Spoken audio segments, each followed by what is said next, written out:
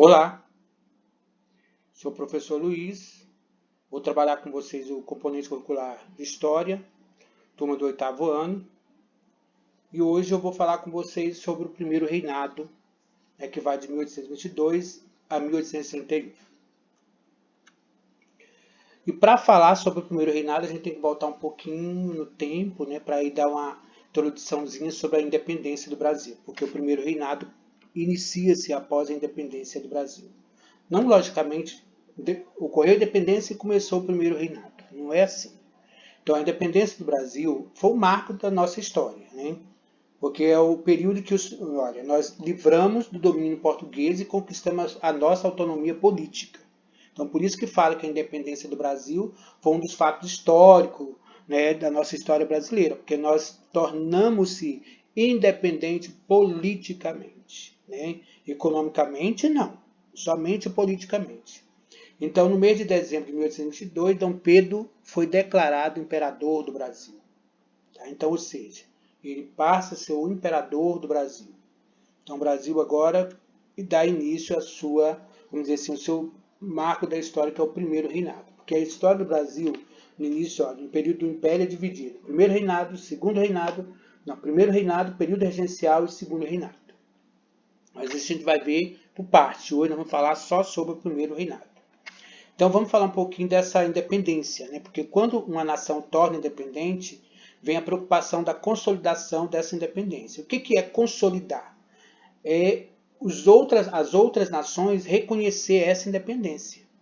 Que o Brasil é independente, então tem que fazer com que os outros países reconheçam que o Brasil agora não é mais uma colônia, e sim uma nação. Então, em 1824, os Estados Unidos reconhece essa independência do Brasil. É baseado na doutrina de Monroe, que é o seguinte: América para os americanos. E a Inglaterra, informalmente, já reconheceu a independência do Brasil. Mas por quê? Porque ela era uma principal nação que comandava a economia do Brasil, desde o período colonial. Então, informalmente, logo de cara, ela já reconheceu essa independência, porque ela queria ainda ter o controle do comércio brasileiro. Portugal, para reconhecer, eles exigiu 2 milhões de libras esterlina para reconhecer a independência.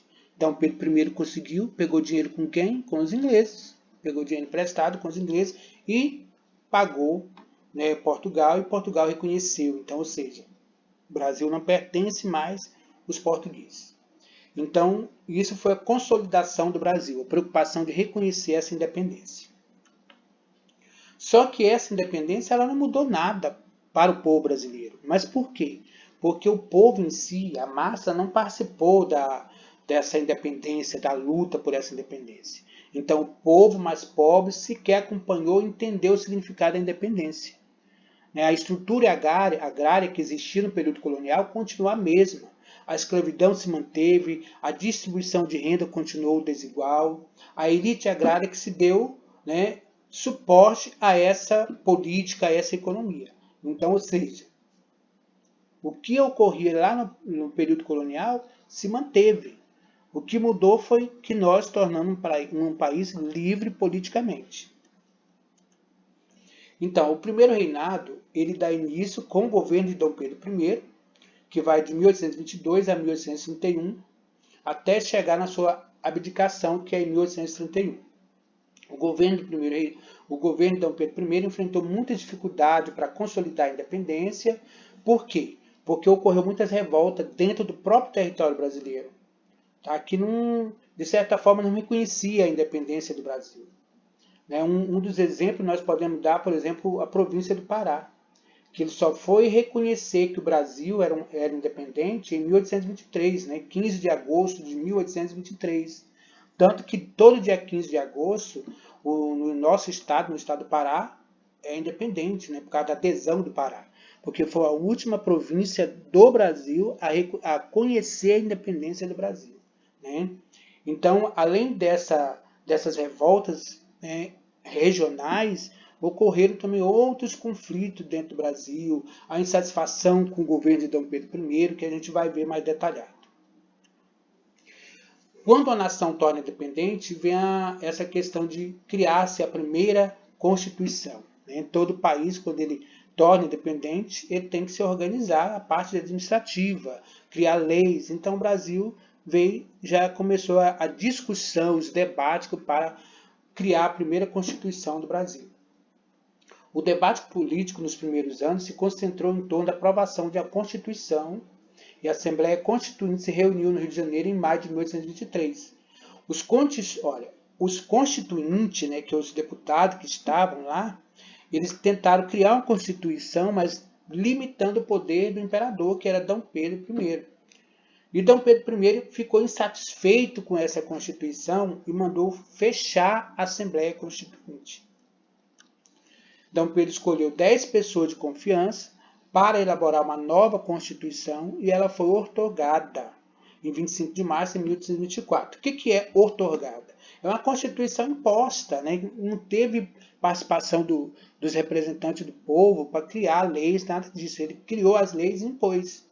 E nessa Constituição tinha os 3 poderes, né? Legislativo, Executivo, Judiciário, mas tinha um outro poder que nós não temos mais hoje na nossa Constituição, que era o chamado poder moderador. E esse poder moderador é exclusivo do imperador D. Pedro I. E dentro da Constituição, lá também tinha a questão do padroado, né? Ou seja, o Estado interferia na Igreja Católica, né? E vice-versa. Ah, mas como que é isso, professor? Essa questão do padroado, como que é? É porque o imperador ele tinha autonomia de indicar qualquer pessoa para ocupar um cargo na Igreja Católica. Então, existia essa interferência. E a Igreja Católica também interferia na questão política. Então, essa é a questão do padroado.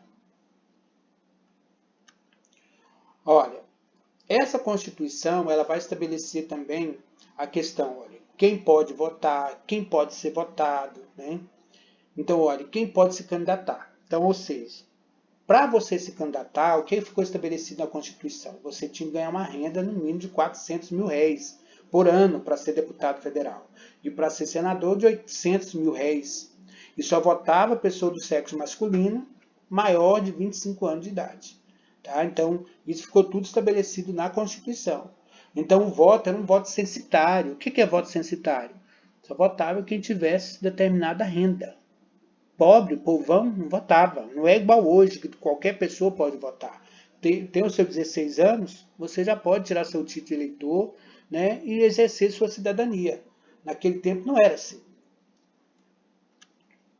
Agora, com esse autoritarismo, né, do imperador, por ele centralizar todo o poder nas suas mãos, né, como poder moderador, fazia com que ele interferisse tanto no legislativo, executivo e judiciário. Então ele criou-se um poder absoluto na mão dele. Então isso vai, de certa forma, provocar uma reação contra D. Pedro I. E a reação ela vai iniciar-se nas províncias. As províncias defendiam a separação do Brasil, né, por causa desse autoritarismo de D. Pedro I. Então vem a Confederação do Equador, em Pernambuco. A Confederação por quê? Porque ficava próximo à linha do Equador. Então ali juntou, por exemplo, Pernambuco, né, Rio Grande do Norte, né, então Sergipe, então, todo esse estado, e formou-se a Confederação do Equador para lutar contra o governo autoritário de D. Pedro I e tornar independente, implantar uma república. Só que D. Pedro I, né, ele acabou com esse movimento, foi sufocado com extrema violência pela tropa imperial. Então, ou seja, a Confederação do Equador foi derrotada por D. Pedro I, né, a força, né, militar de D. Pedro I. Um outro fator também que ocorreu no governo de D. Pedro, que foi enfraquecendo o seu governo, foi a Guerra da Cisplatina, em 1825. Para vocês entenderem um pouquinho essa Guerra da Cisplatina, vocês têm que entender que é um território que fica, né, na região do Rio da Pátria, onde hoje é o Uruguai, e essa região ela era disputada pelos espanhóis e portugueses, porque na verdade antes era da Espanha, né? E então, na época de Dom João VI, em 1816, ele anexou esse território ao Brasil.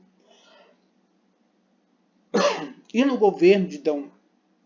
Pedro I, então, devido a esse autoritarismo dele, então a população de Cisplatina começou a lutar para separar, né, de Portugal. E teve a ajuda de quem? Da Argentina.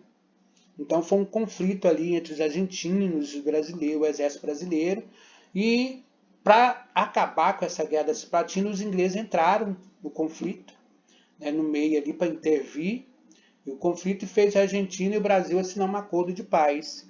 E o Brasil e a Argentina assinou esse acordo de paz e a região de Cisplatina tornou-se independente, formando o Uruguai, né, lá que nós conhecemos hoje, né, América do Sul.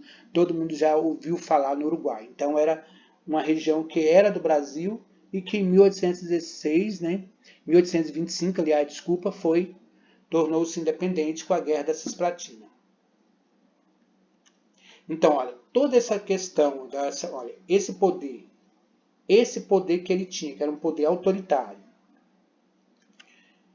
essa confederação de Equador e a Guerra da Cisplatina vai levando o governo do imperador a entrar em decadência, né, em crise. Então, ou seja, o primeiro reinado, Dom Pedro I, começou a desagradar a elite brasileira, pois criou a Constituição que iria atender os interesses autoritários dele, e a Confederação do Equador, a Guerra da Cisplatina, causaram grande gasto para a economia brasileira. Então isso vai levando à decadência do imperador, do governo dele. E ele vai só enfraquecendo o seu poder. Aí em 1830 ainda acontece um outro fato que vai derrubar de vez o imperador, né? Porque no Rio de Janeiro tinha um jornalista, Libério Badaró, que foi assassinado em 1830, e esse jornalista era opositor de Dom Pedro I, né? Como acontece hoje dentro da política, né? Todos grupo político que seja tem opositores. E tudo que Dom Pedro fazia, ele publicava.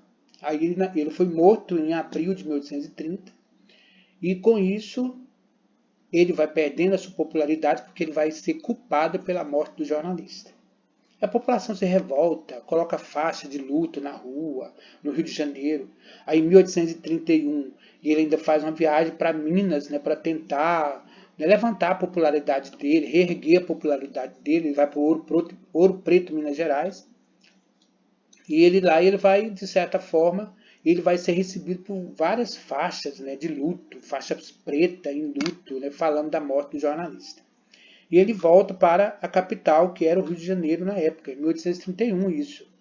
Quando ele retorna, ele vai ser recebido por festa, né? Mas essa festa era feita somente pelos portugueses. E os brasileiros vão reagir, vão lutar contra esses portugueses que estão recebendo o imperador. Então eles vão lutar com garrafa, pedaço de garrafa, de vidro, de pau. Então essa noite vai ser conhecido como a Noite das Garrafadas. O imperador se vê, né, sem saída. Aí que ocorre a abdicação do seu trono, né? Ele vai abdicar o trono dele. Mas lógico que tem outros fatores por trás que vai fazer o imperador deixar o trono dele, porque lá em Portugal, o D. João VI, ele morre, como é o poder hereditário, então o filho dele tem que assumir o trono. E para isso, para ele não ir, né, Dom Pedro I não ia assumir o trono de vez, ele deixa sua filha, Maria da Glória, né, para assumir o trono dele com a morte de Dom João VI.